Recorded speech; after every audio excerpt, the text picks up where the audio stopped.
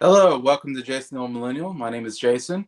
I'm here with my friend Nick from Townsend 505. Hello. How you doing, Nick? I'm doing great. It's about Good. some Jimi Hendrix. You're in your basement as well, it looks like, so Yes. it fits well with the format. Yeah, talking about Jimi Hendrix, I did a deep dive a couple weeks ago, I think, on him. Uh, Obviously, one of the greatest guitar players of all time. My favorite guitar player, I would say. And only three albums. Are You Experience, which I have. I only own that one in the back. Actually, Are You Experience was like the second album I bought on vinyl when I first got my record player. So it was one of the first ones I put on my vinyl or my record player and got to play through, which is an awesome record to listen to. Um, but then you got Axel Bold of Love and Electric Ladyland. And then he died, unfortunately, drug overdose and whatnot at age 27. So we don't get a lot of Jimi Hendrix yet. I mean, we only get three albums and only like a couple years of really Jimi Hendrix being big. Yeah, we do have enough really great songs to put a top 10 together, fortunately. I don't have any honorable mentions. I have just like, there's 10 songs I really like out of him. And I haven't listened to a lot of Axel Bold of Love or Electric Ladyland. I mostly know Are You Experienced? It's like, I know that album pretty well. And in fact, most of my list is going to be off of that album. I think it's such a great album. But before we get to our list, I guess ask Nick, what are your thoughts on Jimi Hendrix? Well, I'd say Jimi Hendrix was easily one of the greatest guitar players. Well, for me, my favorite guitar player is Alex Yeah. Lifeson from Rush. Mm. To me, he's the greatest guitar player. But of course, when you think about Jimi Hendrix, you think him as the greatest, if not one of the greatest, alongside Pete Townsend, Jimmy Page. Just top shelf material in terms of guitarist. But yeah, I thought this was a really fun discography going through. He only has three albums, so it's an easy discography to Yeah, go it's easy. through. Even if you're not a fan of the band or artist, it's just three albums. Nothing really too much to go through. Are you real familiar with Jimi Hendrix before? Or? Actually, well, before our top 10, yes, because well, I heard. Well, I knew his albums before I even met anyone off here. I knew him a couple of years ago, but Adam told me to deep dive him on my channel, and I ended up re-listening to "Access Bold as Love" and "Electric Ladyland," and those two albums are great. Yeah. My go-to album's the debut, though. Oh, really? Okay. I mean, I kept saying to myself, "Oh yeah, Electric Ladyland's the best," but to me, the debu's the best. Both US and UK, both versions are equally great. Yeah. But yeah, just really like his music. He's to me, he's just one of my favorite. I mean, him and Cream. There's like to me, it's like psychedelic hard rock. Like It's rock, yeah. great. I thought that was cool combination. I thought both bands did it well. But yeah, very very highly on him. Yeah, Mike. Hey, Mike. Hello. See you What do you again. what do you think about Jimi Hendrix? Yeah, what do you thought about Jimi Hendrix, Mike? uh, Technically British. yeah, he's from Seattle, I believe, Washington. But then he went over to England, and that's when he first started getting noticed really big. And because, well, the manager was played for the Animals and came a manager, and they're from England, of course. And so he went over to England. That's when they formed the Jimi Hendrix Experience band with Mitch Mitchell, I believe it is, and uh, Noel Redding, I think, are the other two members. Yeah, I think And you're right. um, yeah, so it was over in England where he kind of started some of those first hit songs started hitting. So he first kind of made it over there in England and then came back to America. Interesting enough. But Mike's great. Just did a watch of we watched Gladiator on his channel and did a commentary on it, which was great. But yeah, I thought I was going to say about Jimi Hendrix, but Art Experience might be my favorite psychedelic rock album. I can't think of another one on top of my mind. I mean, unless you want to call like Revolver, I guess psychedelic rock. I suppose that'd be my favorite. But I know when I think of psychedelic rock, I think about this album. This album's just it's all about psychedelic rock at its finest. Um, Hmm. see, the songs I know about Jimi Hendrix is Voodoo Child, yeah, big one. Hey Joe, yep, another great one. Surprised you don't know Foxy Lady and Purple Haze. Those are Purple like Haze, Watchtower, huge hits, yeah. Um, all these will be on my list, but anyways. But you want to go first, Nick, on your number 10? sure. My number 10 is going to be from his Axis Boulder's Love album. So hitting his second album, and that's going to be Little Wing. Yeah, love this song. Of course, me and Jason, kind of recently, we reviewed Derek and the Dominoes version of this song, which I think that version's better. Still not sure if that's a hot take or not, but Yeah, I personally think so. yeah, Yeah, it's very relaxed, it's very slow, but I think it works to its favor, in my opinion. I thought this was one of his best songs, in my opinion. It's just nice and easy, you know. Of course, when I think about this song, I think about the epic hard rock version from the Layla album from Derek and the Dominoes, but it's nice to go back to this version every once in a while, and the song definitely grew on me. This is definitely one of my favorite songs from him now. yeah, I agree. Number 10 for me is going to be Crosstown Traffic, which is off of the Electric Ladyland album. And mostly I like about this is the chorus. You got some background, I think female singers or something, or somebody, maybe not, somebody going, Crosstown. And then and during the chorus, I really like that. And talking about, it sounds like he's talking about relationship as traffic, because he says like you only slow me down. So it's kind of almost a diss track of like maybe a girlfriend that he's breaking up with. So I think that's kind of funny. The lyrics are like, wow, that's harsh. So I think that's what the idea behind the whole thing is. But yeah, it's still a pretty good rock song overall. Like I said, I love that chorus mostly out of it, but decent guitar work, of course, as always, from Jimi Hendrix. And the drumming, I should say, drumming is great on all these songs as well. I love Mitch Mitchell. I think the drummer is just amazing. But yeah, number 10 for me, Crosstown Traffic. So number 9 for you, Nick. Number 9 is going to be from his UK debut album. So it's the same name, Our Experience, but this was from the UK version, but then was taken out in place of Hey Joe, and that's going to be Red House. So this was originally released as a single in America, but it got nowhere, hence why they took it off of the album. And I don't get why. I always loved this song. This was always one of my favorite songs from him. I think this is a. I know you're not going to be a fan of this, Jason. This is a blues rock song. This is a bluesy song, but I think Jimi Hendrix does a really great job singing it.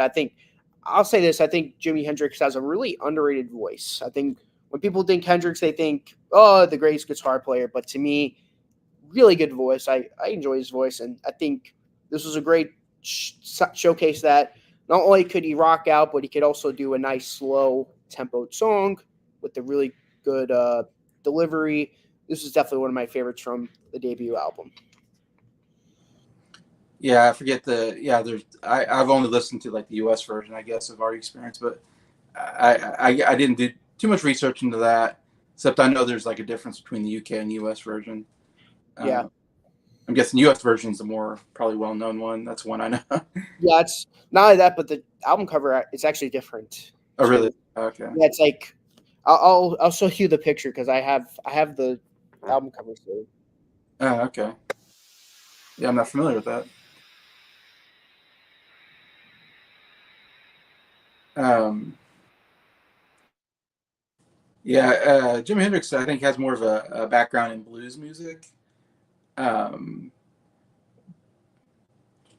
but once, yeah, I was like, I think Nick's having some trouble there. He looked a little worried. Um, yeah, Jimi Hendrix has more of a bluesy style, I think, beginning when he first started off, which is pretty common in the 60s, I suppose, guitar players and all that. Uh, but then I don't know, something about when psychedelic music came around, he was just perfect for it. Sorry about that. I was getting some random YouTube app and I didn't know which tab it was coming from. I had to close out. I'm like, what the hell's going on with this computer? Yeah, yeah. I Sorry saw the about that. face. He looked worried, and I was like, "What's going on?" I'm like, what's going on with my computer? There, I don't know what it is, but that's fine. But yeah, once psychedelic rock music came around, like Jimi Hendrix was like perfect for it or something. Like, but yeah, I think he probably was mostly a blues player before that. But yeah. Yeah, I'm not a fan of his blues stuff. More of his psychedelic rock. Um, Number 9 for me is gonna be off of the Are You Experience album. Like I said, I have like 6 songs from that album. That album's like a greatest hits album to me. Like when I hear it, I'm like, man, these are like the best hits. But number 9 for me is Manic Depression. Which comes off this album. It's more of a laid back song for him, but still, I really love the his vocals on here, and I think his vocals shine on some of these more laid back songs, which is nice because it does definitely uh, good contrast to his more harder rocking songs. Man, it's just a real catchy song though. The Manic Depression and guitar playing is of course fantastic in it and all that. Anyways, probably not one of his more well known songs off the album, but that's how good the album is. I think even some of the more lesser known ones are just really good on this album. But yeah, that's why I got Manic Depression number 9. Should have been a hit, in my opinion. Yeah, it could. To me, yeah, I could see it hit. I mean, it does. I mean, I love how manic it is, hence manic depression. But man, man. We're got some similarities on this list. Okay.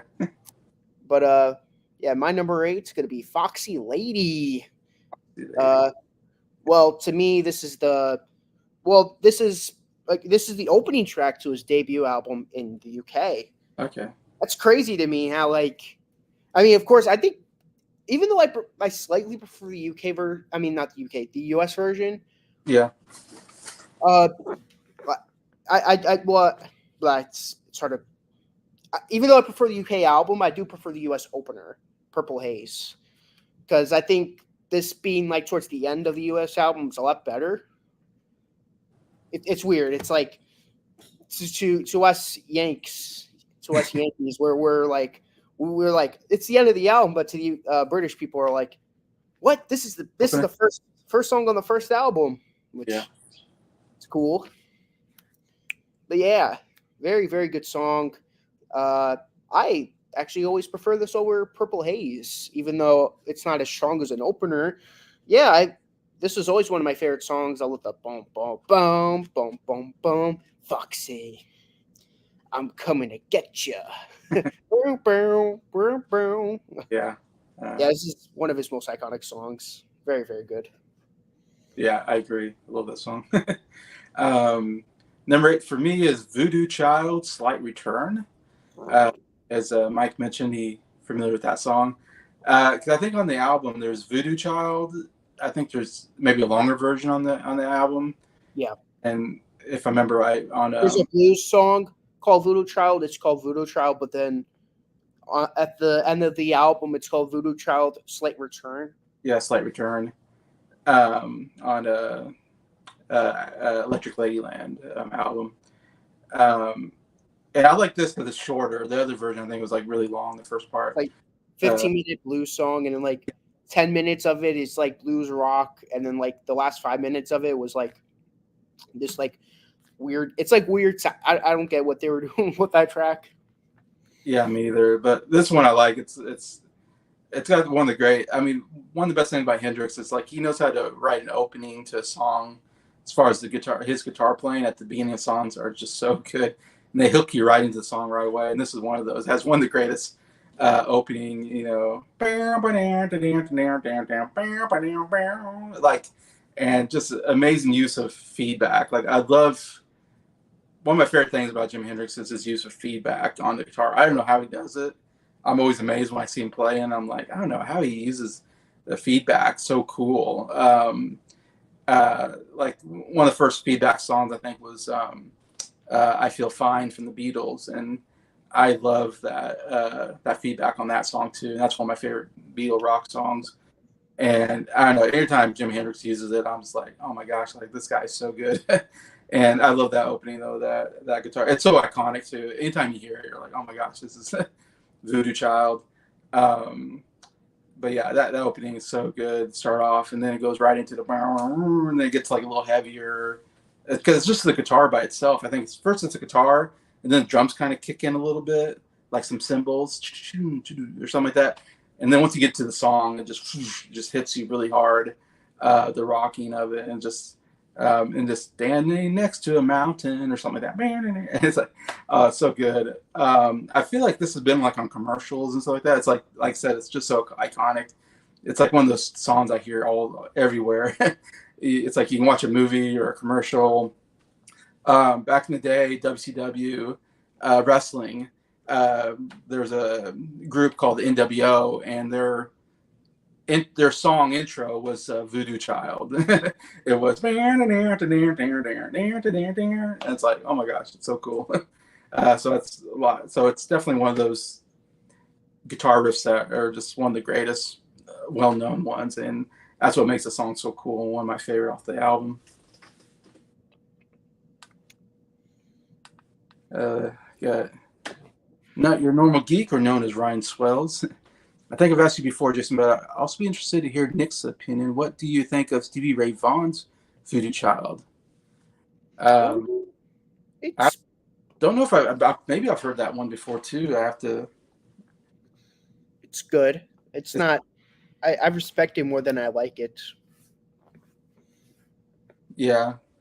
Is it much different? I haven't. It's been so long since I've heard. I remember thinking it was different, but I thought it was decent. It's not like a version that I'll go back to a lot, but you might like it. I feel like you might like it. I think the Hendrix version is a lot better, but that's just my opinion. That's interesting. Yeah, Stevie Ray Vaughan. He's an awesome guitar player as well. I've seen some footage of him playing, and I know he's one of those guys that just like he'll play it backwards, like Jimi Hendrix did that too. But I've seen footage of Stevie Ray Vaughan playing like backwards and behind his back and with his teeth and all that stuff. Yeah, he's an amazing guitar player. I don't know his music that well, but I've seen him play guitar and go, wow, that guy's like one of the great guitar players, Stevie Ray Vaughan. And of course, he's probably more bluesy, if I remember right. So I don't know if I'm into his music as much, but yeah, it's more just visually watching him play. Yeah, yeah, playing behind his back. Yeah, yeah. I remember seeing him play on TV, and I'm like, holy cow! Like, how does this guy do that? Like, I have enough trouble just playing it the right way. But yeah, I'll have to listen to that one, I guess, and see what that one's like. But yeah. That's my number 8. So back to you, Nick, for number 7. Number 7. My number 7 is going to be a song that Jason mentioned prior, and that's going to be Manic Depression from his debut album. Yeah, very, very good. I freaking love this song. I love I think the guitar playing is top notch. I mean, goes without saying, really. I don't think I have to mention his guitar playing whenever we mention his songs, but yeah, I think the guitar playing was great. Of course, singing's great. I think the bass playing was really good. I really like I think the drums is great. Yeah, this is a fantastic song on the album. Definitely one of his underrated songs, if you ask me. I think. Yeah. Of course, he has like his handful of hits, but I think this is one of his more underrated songs. I agree. Like I said, I have like 6 songs on in my list from our experience, and Manic Depression is number 6 on there. That's a great. I mean, that's how good the album is. Like, there's 6 just amazing songs for me on that album. But anyways, yeah, number 7, another song off of our experience, and that is "The Wind Cries Mary." Which I think was kind of maybe, I don't know if that was a hit song. It was on the radio. I know I've heard that on the radio before. It's a pretty well-known song from him. And it's a more of a laid-back song. It's another one where I'd say it's a little more laid back. But I just love the sound of the guitar on this one as well. The bum, bum, bum, bum, bum, bum, like how he plays that on there. so cool. Like that's my favorite part of the song. It's just every time he puts that part in, and again, it's a little more laid back, and I think his vocals really shine on it. I don't know if he's considered a great vocalist necessarily, but I think his voice works really well with his music. It's just perfect, you know. And I always don't think about it as much, but stuff on some of these songs, I'm like, oh, I really like his vocals on here. Uh, yeah, it's just a really nice sounding song, and even the guitar playing is just—it's not as hard as some of the other songs, but still amazing with the little guitar licks he throws in there throughout the song. But yeah, it's a great song. Nice. Great song. Number 6. Very, very good song. That's going to be Love or Confusion from the debut album. Oh, okay. I thought this was a really good song. I think this song is the follow-up song to, I believe, Hey Joe. I'll correct myself for wrong. Yeah, it's the follow-up to Love or Hey Joe. Yeah. I really like this song. Again, this is like, to me, one of the highlights from the debut album. I mean, I agree, Jason. The debut is freaking amazing. Goes without saying again. Very, very, very, very, very good song. Love or Confusion. Just, to me, this song is very far out. Again, it's like, has like that great psychedelic hard rock to it. And, you know, when I think psychedelic rock, I don't think hard rock. I mean, it's like Jimi Hendrix was taking what Zeppelin would do and like what the Beatles was doing on Revolver and combined it. You know, it's like taking I'm Only Sleeping and like Good Times, Bad Times or Communication Breakdown and like putting it in a blender and like hitting it's like, whoa, it's cool. I think that's really cool. I think that's what makes it great about Jimi Hendrix is that combination. And yeah, this is what I like about Jimi Hendrix. I know I have Red House on my list, but I think this is what I really like about him. I like his blues stuff. I think it's good, but for the most part, this is what I expect from Hendrix. Yeah, I agree. Yeah. For me, at number 6, I have one of his big hits here. I always loved, and that's "Hey Joe." Actually, this was like the first, I think, hit that he had on the album. It was the first song I think that came like a single over in England when he was in England, and they're putting together and they're doing concerts and putting together these songs for the first album. And this was like the first one that really kind of got out there. And it wasn't written by Hendrix. I don't know, it was written by somebody else. And the producer, the Animals, guy from the Animals who produced or became their manager or whatever. This was a song that he really wanted. He thought would be a good song if you put it in the right hands. And it was one of those instances where when he discovered Jimi Hendrix, it was like, all right, Jimi Hendrix seems like the right guy to give the song to. And boy, was he right. It was like the perfect song. It's a more laid back song on the album, but absolutely amazing. I remember hearing this it's like I have this distinct memory of hearing this on the radio for the first time when I was a kid. And I was listening to the oldie station. And I remember the song coming on, and I had never heard it before. You can tell it's Jimi Hendrix because he's got fairly distinct vocals where you can kind of tell.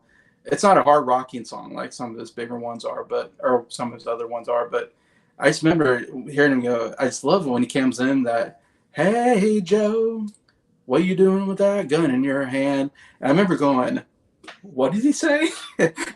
Like Joe has a gun in his hand. I'm like, what is going on here? Like I don't know why it intrigued me, hooked me into the song right away when I heard those first lyrics. And I was like, okay. And then it turned out Joe's gonna go.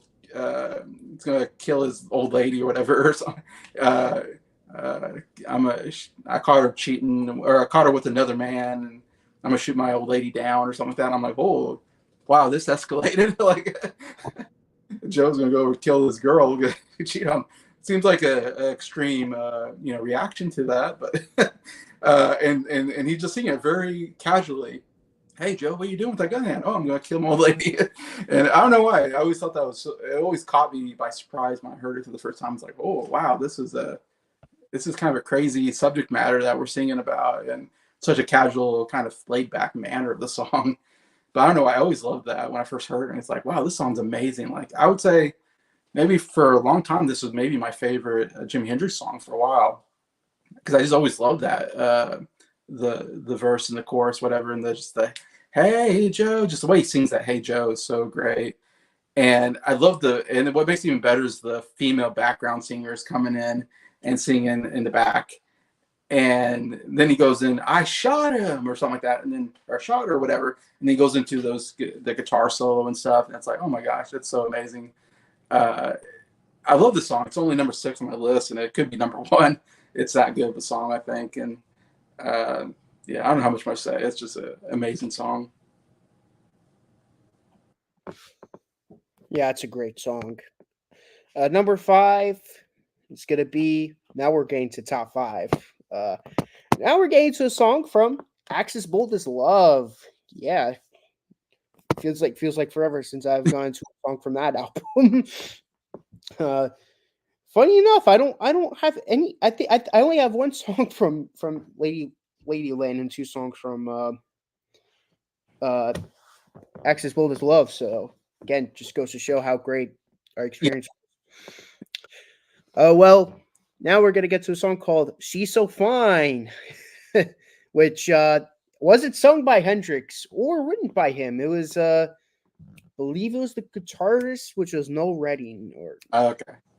yeah, so we got one of his songs on the list, which this is a catchy song. I like his sort of weird vocals, like "You walk sunny days, she's so fine, she's so very very fine," and in the background you just get Hendrix going absolutely crazy on the guitar, and it's like, you have the greatness of Hendrix still, and you just got Noel Redding with this interesting voice and lyrics, and I'm like, this is a really cool song and very underrated. This is easily the best song off of Axis Bold as Love, in my opinion.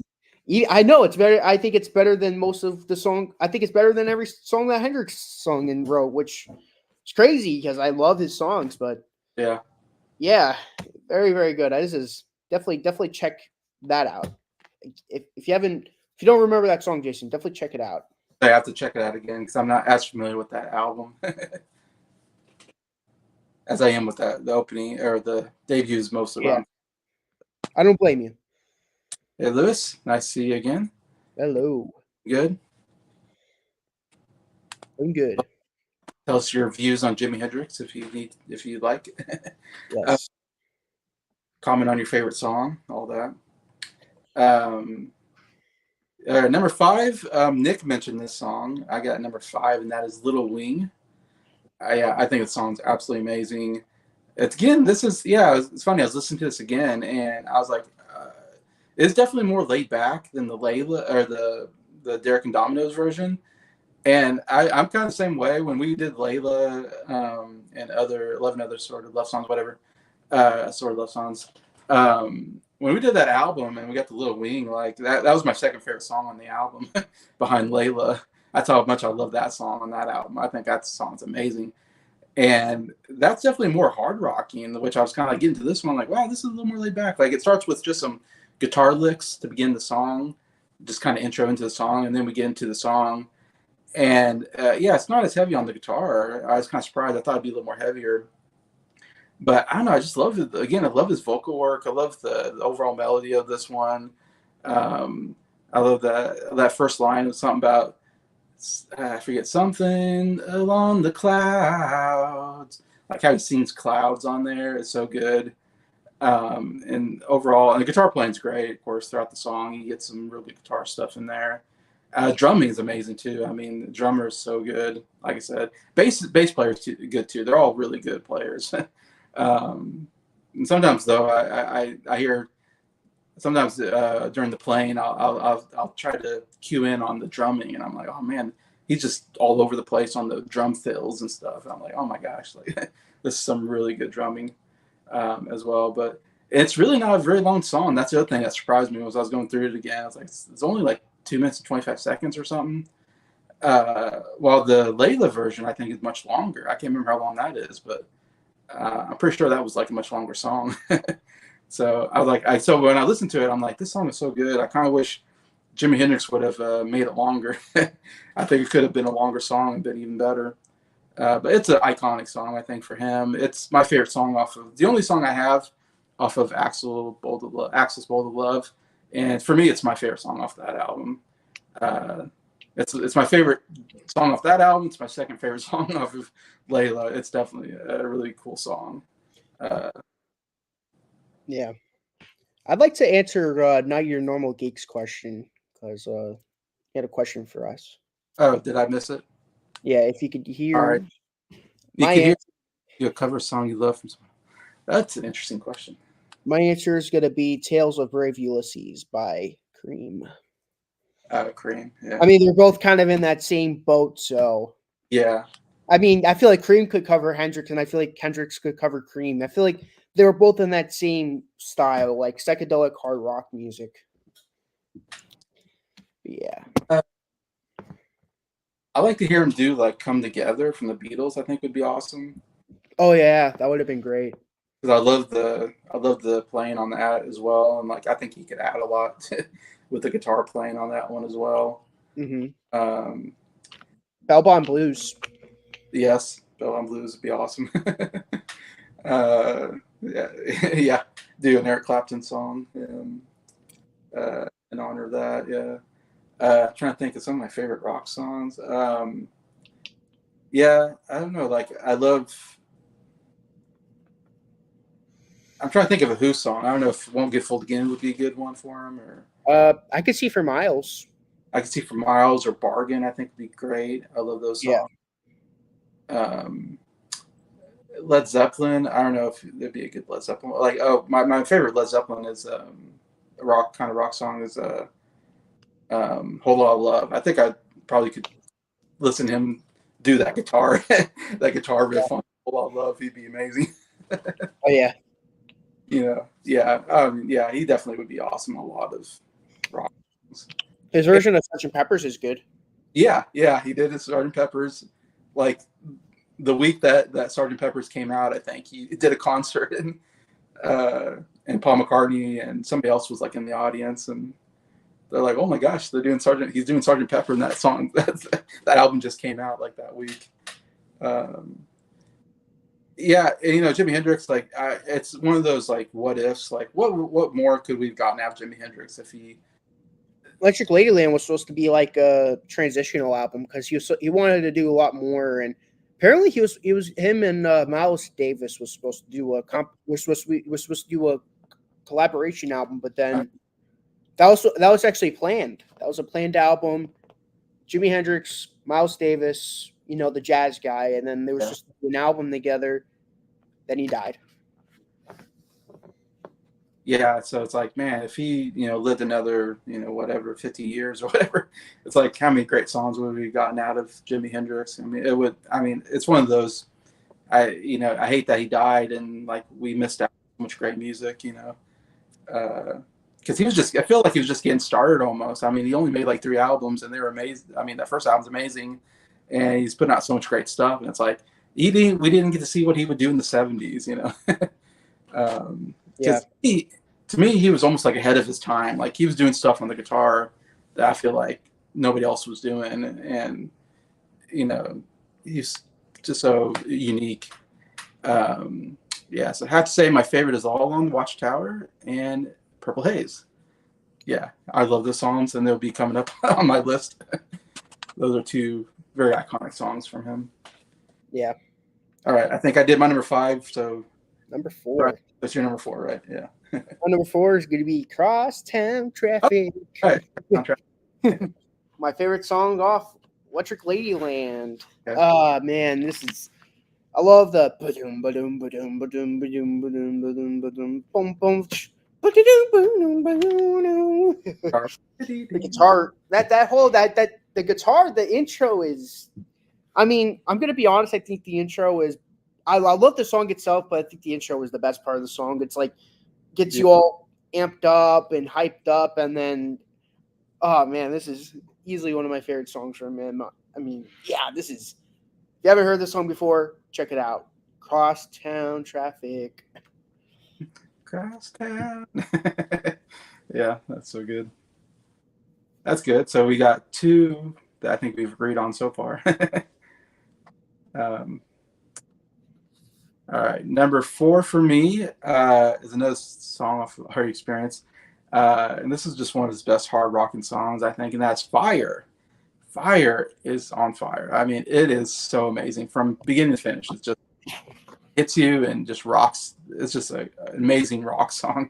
One of the greatest, I think, and maybe not as well known. I feel like it's maybe more underrated on the album because there are, like I said, the other songs I talked about are more of the hit songs on there. I don't know if Fire was really a hit song, but I feel like it's the song that I mostly discovered when I heard the album, and I was like, "Holy cow!" Again, the guitar playing is just absolutely amazing. Um, I love and it's just even simple things like I just love he's singing. I mean, it's a pretty fast paced song, and he's singing, and I just love the guitar. It goes near near near, and it's like the guitar sounds so cool. It does that. It's like it's very simple, but it just sounds so cool as he's singing and near near near. Let me stand next to your fire.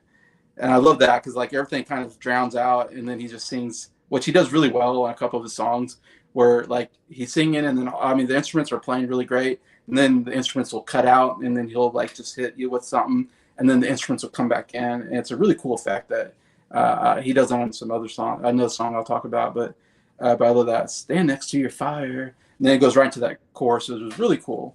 Stand next to your fire, bum bum bum. Stand next to your fire, whatever. And and the drumming, it's so good. I mean, it's another one where I said because the guitar during the verses, the chorus, the guitar's not doing a whole lot during the verses. It's just going by near as he's like singing, and it's mostly the drums are just all over the place, just incredible drum fills throughout the verses. Uh, yeah, if you don't know this song, like I said, definitely check out Fire. It's just one of his best. It's number 4 on my list. I feel like it's one of his least big hits on in his discography, and to me, it should be a big hit. Okay, top 3. Now we're getting to the 3 best Hendrix songs. Well, this next song is from the UK version of Jimi Hendrix Experience. Our Experience. It's gonna be "Can You See Me." So this is an underrated song. I'm really upset that this was that they gypped this song off of the US version, because to me this is definitely, to me, in my opinion, of quality of the other songs on the Our Experience album. If anything, I feel like they should have just got rid of Third Stone from the Sun. I feel like they could have got rid of that really weird instrumental and added this song to it. This would, I mean, if this song was on that album, this would be like one of my all-time favorite albums of '67. I just felt like it's just weird to me how they gypped that song. I mean, in my opinion, this is one of the best songs, and yeah, it's like, "Can you see me?" Very. Oh man, I'm gonna send you the song. Well, I'm gonna try to play this song after this live stream and Okay. your opinion on it. But well, it goes without saying. I feel like anyone who hears this song is gonna think it's way better than that instrumental track that goes on for way too long. Way too long. Yeah. Like I'm like, yeah, this is good, but then it's just like, come on, like, is that can we get some Foxy Lady already? Yeah. But anyways, this is one of my favorite songs. I think this is underrated. Yeah, I agree. Third Rock from the Sun's like my least favorite part of that album. It goes on way too long. That's the only problem with Jimi Hendrix sometimes for me, is like sometimes on his albums, I think it's worse on, I want to say on Axel Bold Love, I think he does that more, where he just has these really long guitar parts where it's like, okay, let's get back to the song. And like, you almost overindulgent sometimes in his playing. And sometimes it's like, okay, let's scale it back a little bit, I mean, it's amazing though. I hear it, I'm like, man, the guitar playing's amazing, but yeah, I'm like, let's get back to the song, I wouldn't mind it if it was like shorter than it was, I'd be like, this is one of my favorite instrumentals from him because it's cool, it's psychedelic, and I think it's really underrated. But it goes on for 5 freaking minutes. It goes on for 6. It goes on for almost 7 minutes. I'm like, Yeah. there's no freaking reason why it has to go on for that long. No reason at all. I got Mark here. Hey, Mark. Glad to see you. Yeah. So he says You Can See Me is a 2.5-minute powerhouse. It's so much better. I'm like, how can I don't agree with whoever decided like, hey, let's instead of having Can You See Me, let's put on the 6+ minute track on the album. Yeah, I would rather had a shorter song there than that really long one. Yeah, glad to see Mark. Mark's really cool. He has a great channel. He has a great record collection. Shows off by albums that he has. Anyways, really nice guy too. He's always leaves really good comments. I'll check his channel out. Yeah, check Mark Morris out. He seems like a real nice guy. Yeah, he's been very supportive. Anyways, yeah, number 3 for me is a song that you mentioned, and yeah, I love the song. It's Foxy Lady. It is so awesome. It's another just amazing rock song, just a powerhouse rock song that from the beginning, from that first guitar riff to the end, it's just like, you're just like, oh my God, like this is some of the best guitar and drumming and overall playing I've ever heard. I first heard this song, I don't know if I said this before, I probably have, on either my channel or other channels, but the first time I heard the song was in the movie Wayne's World.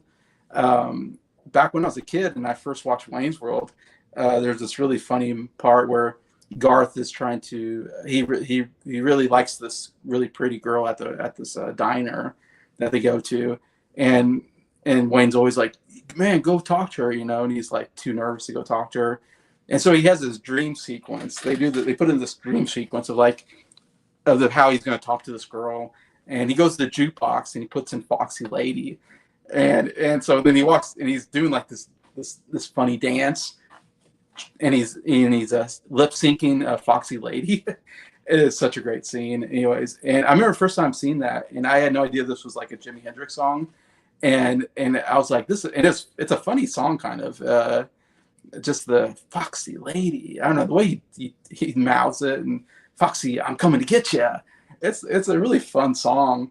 And so I thought it was just like I thought it was kind of a goofy, like, I didn't know it was like a real song. I thought it was just a song they made for the movie, Like, I felt the same way about Bohemian Rhapsody. I had no idea Bohemian Rhapsody was a real song either until later. And I was like, oh, this is like a really cool song. I just thought it was like kind of this funny song on Wayne's World.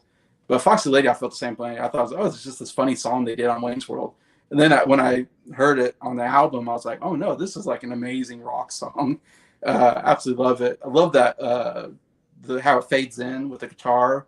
It's so cool. That ding ding ding ding ding ding ding ding ding ding gets louder and louder, and then goes right into that guitar riff. It's so great. It's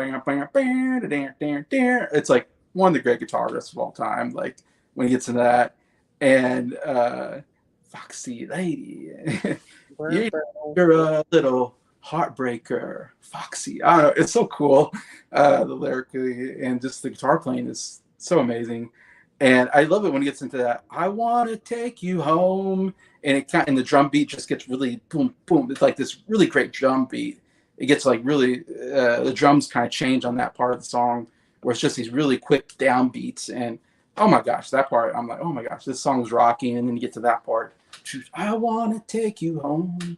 It's like, it's just, yeah, I can't say enough about how great of a rock song that is. And lyrically, it's kind of funny.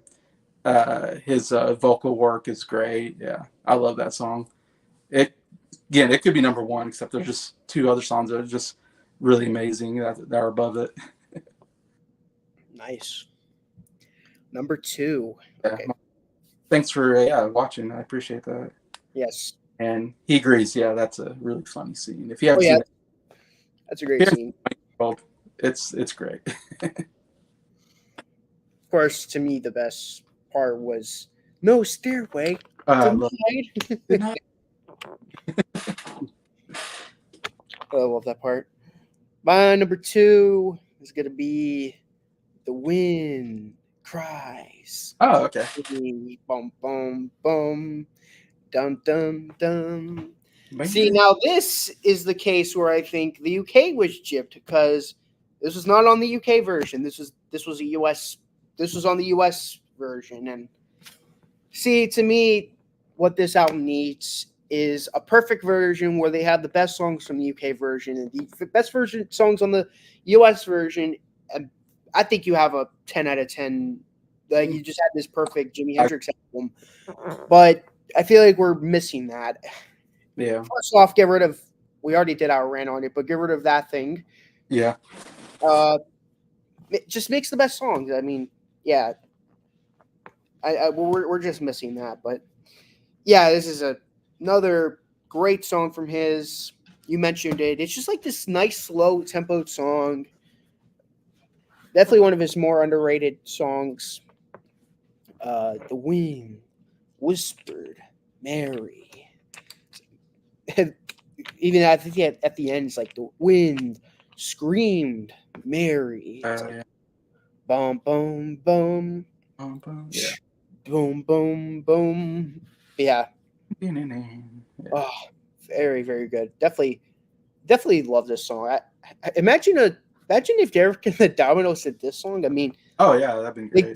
they made Little Wing an epic song. Imagine if they made an epic song on this song. Oh yeah, sure. I'm sure. That'd be awesome. Yeah, Nick does have a channel. It's in 505. Townsend, TOWNSHEND, then 505. Yeah. I don't know how I can. I'll try. No, I put that in the description. I put your channel in my description of the live stream. So hopefully you can go to the description part of the live stream, whatever, and I put his channel on there. Yeah, definitely check Nick out. He's Thank got you. what 150 subscribers now, something like that. Let me check. 152. Yeah, I got it. Still growing. He loves music, and to say the least. And Oh yeah. has a lot. Because me and Jason are gonna do something on Jason's channel right here. We're gonna be doing top albums of each year from 60 to present day, and I have 50. It's gonna be top 10 albums of 67, and I have 50 honorable mentions. So I know a thing or two about some music from the 60s. And Nick is only what 20 years old. Yeah. He's only 20, and he's got. He's half my age, but he has a ton of knowledge of music and tons of records. He listens. I mean, I get notifications from him like every day of like all these albums he's listening to. I'm always like, holy cow, he's getting through these albums faster than I can. But yeah, we do a lot of collaborations, like the Kinks. We've been doing the Kinks on his channel. Yeah, we're almost done. Yeah, we're really close. I think this Thursday we're doing Phobia. That's it. That's about it, basically. Yeah. We're gonna finish the 24 album discography of the Kinks. So we've been doing that, and we're gonna do some more. We've only done like 2 bands, Simon Garfunkel and the Kinks, but the Kinks have taken us quite a long time to get through. But then we're playing on more band discographies and stuff and all that, and we do tons of stuff on Jacob Martin's channel and SoundLab Studios. I mean, we do so much on all these channels together. So thanks for subscribing, Mark Morris. Say you got 150 subscribers, so it's pretty cool. Yeah, definitely check his channel out. Oh, we got a movie question. I'm fine with that. Ryan's more of a movie guy, I think. His channel, he does movie reviews. But sorry with the movie question, but would you like to see a modern biopic on his life? I'm not sure on a lot of his story, but I assume there would be much to delve into. I agree. That would be awesome. That would be an awesome biopic. Yeah, I don't know if we've got anything on his life before. I can't think of any kind of biopic we've done. Not really, surprisingly. You think for a guitarist that a lot of people would think is the greatest. You think there would be something for him, but not really. You would, yeah, he would be a perfect biopic because he died tragically, kind of, died way too young and before his time, and you know, yeah, made such a huge impact on the music industry. Such a short time. Yeah, they definitely should do one. I'm just thinking out loud, like, because he does. I mean, like, he has interesting things. Like, uh, went to the he went to the I don't know he kind of went to the army or whatever, or army reserve or whatever, because I think he was caught in a stolen car, and basically he either had to go to prison or go to the army. So he chose going to like the army, but he was only in there for like a year before he got discharged because he was not a very good soldier. Was not very disciplined kind of individual. So there's some interesting stuff there. I think they can make a movie into, and then how he gets into rock music. And then I would love to see I'd love to see like a movie version of him like at Woodstock. Would be cool. Kind of like what they did with Bohemian Rhapsody with the Queen at what's called that concert they did at the end. Yeah, I know what you're talking about. You know what I'm talking about? Yeah. Yeah. Oh, that Live Aid, when he did Live Aid, like that was really cool in Bohemian Rhapsody. Like I'd love to see like a version of that with Jimi Hendrix playing at like a Woodstock, because that was a cool moment, him playing at Woodstock. There'd be some good moments too. I mean, because had some really cool. He was such a cool fashion icon too. He had such the outfits he wore were so awesome. His guitar playing was really, really flashy. The way he would play behind his back with his teeth. He set his freaking guitar on fire at the end of a concert. I mean, there's some cool stuff there. His personal life, I don't know so much about. Like that part might be interesting to delve into, I guess. Obviously, he had some demons in his life. He had a huge drug problem, and he didn't get along with a lot of people. So there's that too in there. But yeah, definitely would love to see a biopic of Jimi Hendrix.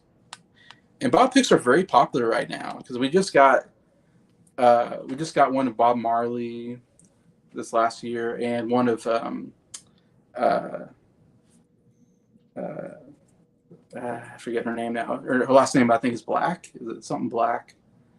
The girl who died at age 27, who was like a blues singer, jazz singer or something. I forget. Which one? There's a lot of artists that died at 27. I know.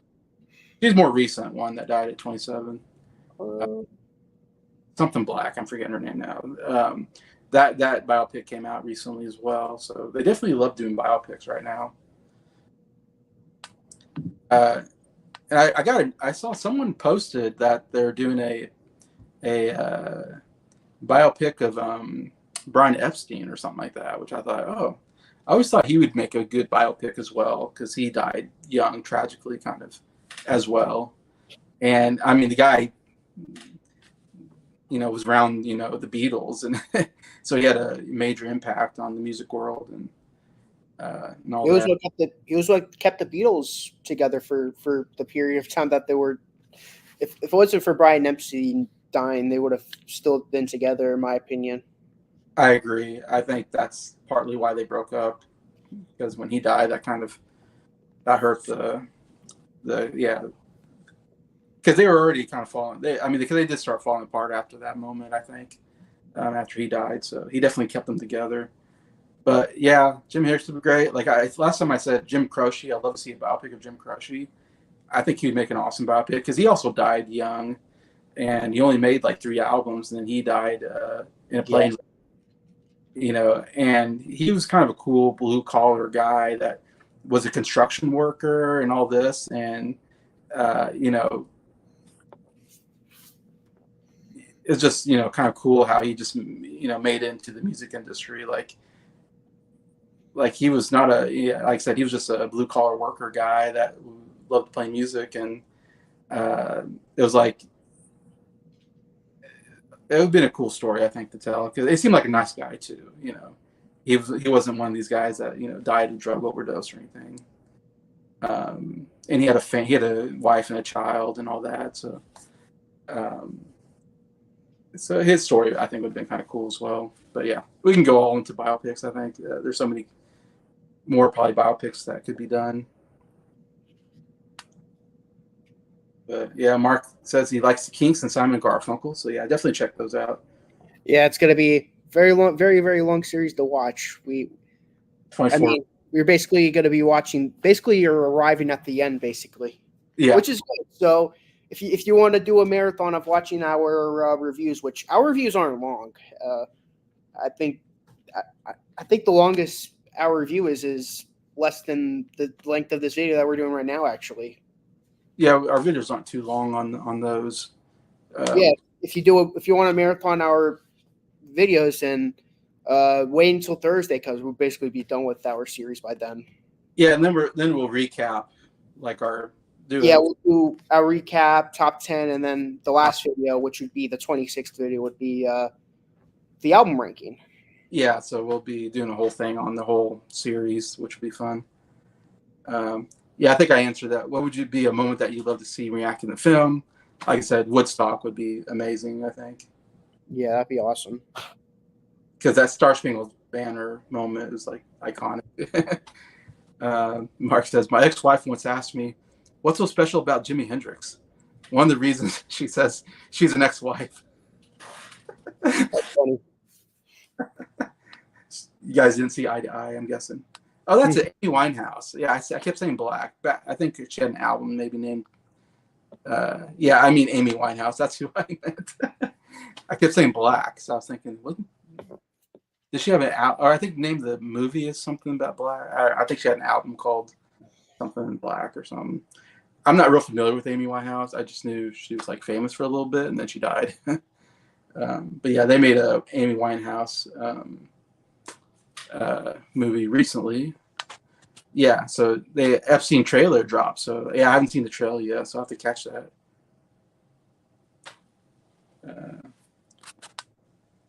Yeah, the song was called Back to Black. So yeah, I knew there was black somewhere in there. Back in Black. All right. So it's my number 2 favorite Jimi Hendrix song. This is one of the huge hits. One of the probably this has got. I would say I don't know what Nick's going to put number 1, but like this is number 1 for a lot of people. It's number 2 for me, and that is All Along the Watchtower. Probably the greatest cover of all time, if not one of the top 5 great covers. It's so crazy that this is a Bob Dylan song that Jimi Hendrix made into his own. To now, it's a Jimi Hendrix song. Like even Bob Dylan, I think, said it's no longer my song; it's Jimi Hendrix song. I think because that's how much it was. And I like the Bob Dylan version; is fine. I don't mind it at all. But then Jimi Hendrix makes it even better. Like I love this version even better than the Bob Dylan version. He took this pretty cool song and just put just an amazing guitar on top of it and made it a really awesome rock song. One of the great rock songs of this time period, in my opinion. And it just starts with that beginning, the opening riff. It's like, man, again, he's great at opening riffs and stuff. One of his best qualities. And it's like, man, once you hear the opening to the song, you know exactly what song you're listening to. It's just so iconic that bum bum bum bum bum bum bum bum bum bum. It's just like once he hits you with that guitar and the drumming's amazing too at that. Just dun dun dun dun and all that. And then the guitar comes in, that guitar soloing kind of comes, the guitar licks come in. And it sounds so amazing, that beginning part of it. And it's like one of those songs, like I feel like you've heard in tons of movies. I feel like it's like a Vietnam War type song. It's like if you're watching a Vietnam War movie, like you'll hear this song. I don't know why. It just reminds you of Vietnam for some reason. I guess it's around that time period of it. But the opening is so great. And I just love that first line. I don't know. I always enjoyed that. Is there one way out of? Is there a way out of here? Said the Joker to the thief. I can't get no or something. I can't get no relief. Oh, it's so good. Like that opening line and all along the watchtower. I mean, great vocals. The guitar playing is just so amazing. I think I saw on a poll one time, like this was like considered like the greatest or one of the greatest guitar solos of all time. I think it was like in the top 10, like great guitar solos. And I agree, it's a amazing guitar solo. Uh, yeah, I don't know what more can I say? Everybody knows the song is amazing. So iconic, one of the most well-known songs of all time. And for me, I agree, it's great. Like I love it. That's why it's number 2. Could be number 1. It barely missed out on number 1. It easily could be number 1, but it's in fact, I would say my number 1 song and this song are about even. They're both like equally just absolutely amazing in my opinion. But yeah, number 2, All Along the Watchtower. Nice. Well, before I get to my number 1, I do want to give off honorable mentions. Oh, okay. Purple Haze, definitely Our Experience. It's a great song. I mean, it's a title track. Oh, yeah. Up from the Skies from the Axis Bold's Love album. Spanish Castle Magic. Little Miss Lover, really good song. I really like Little Miss Strange. That's the second Noel Redding song. Okay. From Electric Ladyland. And all along the Watchtower. My number 1 is a song that Jason mentioned. It's gonna be Fire. Yeah, I had a feeling that was it. Album. Yeah, when I heard this song for the first time, instantly knew this was the best Jimi Hendrix song. It's like boom, boom, boom, boom, boom, boom, boom, boom, boom, boom, boom, boom. Let me stand next to you, fire. Let me stand next to you, fire. It's fast paced and it's like one of his least psychedelic songs, but I don't care. This is just a great rock song that whoever never heard that song before, check it out. To me, it's his best song. Yeah. Am I right saying that's not as well known probably off that album? I agree. It's not as, I mean, when people think Hendrix, they think Purple Haze, Foxy Lady, Along the Watchtower, Voodoo Child, Slight Return. Yeah. When Cries Mary, but this song gets swept under the rug. Yeah, I think so. I don't think it was as big as it should have been. Just going through the comments. Yeah, thank you, Lewis. Yeah. Yeah, exactly. Hendrix really made Watchtower's own. Yeah. I forget it's a Bob Dylan song. Hey, Million Down Under. Glad to see you. It's a great song. I really like U2's version. Okay, so U2 has a version of All Along the Watchtower. I'm guessing he's saying. I'm not familiar. I have to listen to that. It's interesting. They're not as rocking. I mean, maybe early U2 was more rocking than later. I don't know. I haven't gone through all U2's stuff yet. I only know Joshua's Tree, really, which is a good album. And enjoyed John Mayer doing All Along the Watchtower. Yeah, I think I've heard him do that before. Now that you mention it, that does sound familiar. John Mayer. I like John Mayer too. He's a really good guitar player as well. Mark says, excellent choice, Nick. Thank you. Agrees with that. Is that why he sets his guitar on fire? Probably. Who knows? Yeah, he was like, I believe The Who was playing that same concert, maybe. I may be wrong, but well, the thing about the whole releasing the US version of Hendrix Our Experience is that it was released in the UK in early 67, if I'm correct, but the US held off from releasing in the UK because they would have released it just as a UK version in the US, like no Hey Joe, no Purple Haze, none of that, but then they were like, they didn't want to put the album out because they weren't sure because the US wasn't really gravitating towards Hendrix. But then when he burnt his guitar, that's when the US was like, okay, we gotta release this album, put hit singles on it. Yeah. Bam, took the packaging out, put it as that album cover that we all know it as, and bam, we have Our Experience in the US.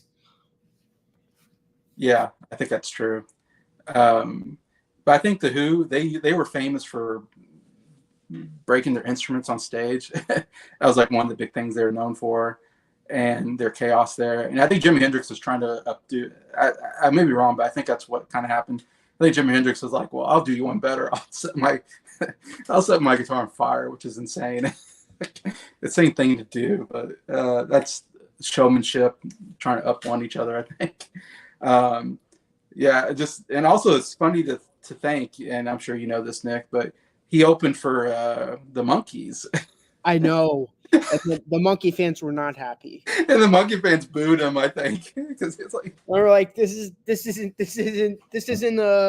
pop music. no, because the Monkees are just pure bubblegum pop, you know, really catchy pop songs. A lot of kids. I mean, I'm sure it's like my mom was a huge Monkees fan when she was a little girl.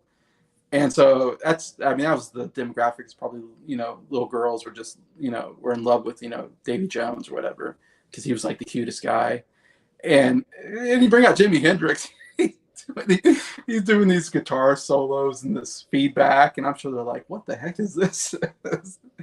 And I'm thinking, I would love to hear Jimi Hendrix and Monkees play together. That'd be awesome. That'd be a crazy 1-2 punch of a concert. But yeah. So getting to my number one, yeah, this really beat all along the Watchtower, but this has always been my favorite Jimi Hendrix song, and I feel like this was the first song I ever heard from Jimi Hendrix. I feel like because it was on the radio a lot, and that is "Purple Haze," which is the opener to "Are You Experienced?" It's definitely one of his biggest hits, and I think for a good reason. I think is awesome. It's probably my top 10 favorite rock songs of all time. And the guitar, a lot of it's, again, it's one of those just incredibly hard rocking songs of his. That from the beginning of the part, when you hear that first guitar riff, it hooks you in right away. You're like, oh my gosh, this guitar is sounding so amazing, so different than anything I've heard before, and it just never stops. The song just rocks from beginning to end, and I love that about the song. And yeah, like I said, it's that guitar intro. Like I said, he's so good at these guitar intros, that when he hits you with that, it's like, again, it's like a top 10 favorite guitar intro of all time. The way it goes, and again, love his use of I lost Nick. His use of feedback and all that is so great. And again, the drumming is amazing too throughout and the bass playing is just rocking as well. And then I love how when he gets to that, you know, excuse me while I kiss the sky. Let's see, I got Nick back here. My Chrome kicked me out. Oh, okay. But I love when he gets to the guitar playing and all that stuff is just hitting you really hard, and then it all kind of stops while he kind of goes a cappella and does that. Excuse me while I kiss the sky, and then I love that. That's so amazing how you go from the instruments are silent, and then he hits you with that last part of the verse, and then the guitar comes right back in. It's just so rocking. Like, it's so awesome when that guitar comes in with that guitar riff, whatever. I mean, it's just one of the greatest guitar playing songs of all time, in my opinion. Why it's number one on my list. And in fact, I remember when I was a kid, and I remember one of my teachers said like, the song is so progressive because he talks about kissing a guy, and I was like, what? And I think that's one of the most unheard lyrics, like, because he says, excuse me while I kiss the sky, and I think a lot of people thought he said, excuse me while I kiss the sky. And I was like, it does kind of sound like that, but I'm like, I don't think he's saying that would be pretty progressive for 1967 or whatever the song came out. I always thought that was funny, but yeah. Yeah, I don't know what more to say. It's just amazingly rocking song, in my opinion, and probably his most well-known song of all time for good reason. In fact, if they made like a Jimi Hendrix biopic, it'd probably be called like Purple Haze or something like that. I don't know. They always use a song from like it was used like a big song like Bohemian Rhapsody or Rocket Man for they pick like a big song and they make that the title. What do you know? The Beach Boys biopic, it was just called Love and Mercy. Yeah, Love and Mercy, which is a song, not one of the big songs that I know of, but yeah. Lewis says great choice. Yeah.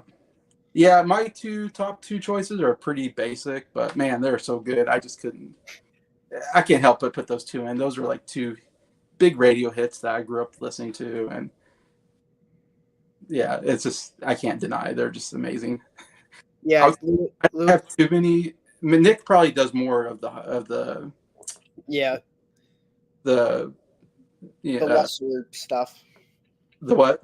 the lesser stuff, like the unknown stuff, like Yeah, I'm the thinking deep cuts. the deep cuts. Yeah, Nick probably does more of the deep cuts than I do. I say I don't know if I have too many. I don't know if any of my songs are really deep cuts necessarily, but they're all probably fairly well known if you're a Jimi Hendrix fan or if you're familiar with them. Like I said, Fire maybe not as well known, and maybe Crosstown Traffic might not be as well known, or Manic Depression. Probably Manic Depression is probably the least known song. Maybe Mm-hmm. that was really great off the album. I say if you want to see me do a basic choice, watch our Kinks ranking when we eventually do that. I'm gonna be so typical in that video. People are gonna be like, "Oh my gosh, is this really Nick?" Yeah, I'm much more untypical on the Kinks than you are. I think even yeah, definitely my album choices, even my song choices are probably somewhat. I don't know if your number one is one of the popular ones, but yeah, I'd say your you're 25 right. is mostly filled up with songs that mostly aren't on people's top 10. So Yeah. I'm number one's pretty popular. I think I was watching Taste Like Music do their top 10 Kinks songs. I think two of them had that song number one. Anyways, so like, oh, so two of the guys agreed with me on that channel. Yeah, Purple Haze is great. You guys did a great job. Thank you. Thank you. Yeah, so hard to rate a song. So many great ones. Yeah, it's interesting doing Jimi Hendrix compared to uh, like when I put in my Kinks together. I'm coming to when you put in like a top 10 Kinks songs. I mean, you're coming from 24 different albums plus singles that weren't on albums. I mean, there's just so many choices. Jimi Hendrix, there's not as many choices because there's just so much. There were so many Kinks songs to choose from. We're actually doing a top 25. We're doing top 25. That's how many Kinks songs are. Yeah, exactly. So it's like, so Jimi Hendrix is interesting that he can have that many great songs in such a short time period, which is to me a pretty amazing fact about him. Oh, yeah. Did you ever confuse "Excuse Me While I Kiss This Guy" with "Excuse Me While I Kiss This Guy"? Yeah. Yeah, that's what he thought. Yeah. I think when I first heard the song, I was kind of like, what did he say? It does sound like "Kiss This Guy," but you're thinking, surely he didn't say that. That's that would have been an odd choice in 1967. Yeah, drums and bass drive songs. I love it. Yeah. The whole playing is so good. I mean, you got some really good players. And I don't know if you know anything. Did Mark Mitchell and Noel Redding? I don't know if they went on to do other things. I'm sure they did, I'm not sure, to be honest. but I don't know. I would think they would have gone to do some more great stuff because they were really good players. Yeah, glad to see Can You See Me made Nick's list. Okay, so that was kind of a great deep cut for Nick. Seems like that I need to listen to.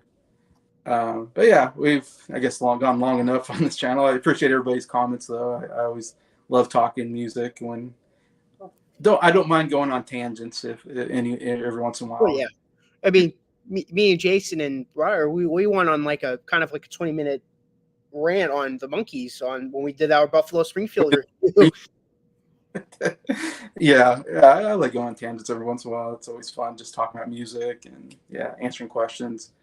But yeah, great to get through Jimi Hendrix now. I did a deep dive. This is the top 10, so it kind of closed the lid on my Jimi Hendrix experience.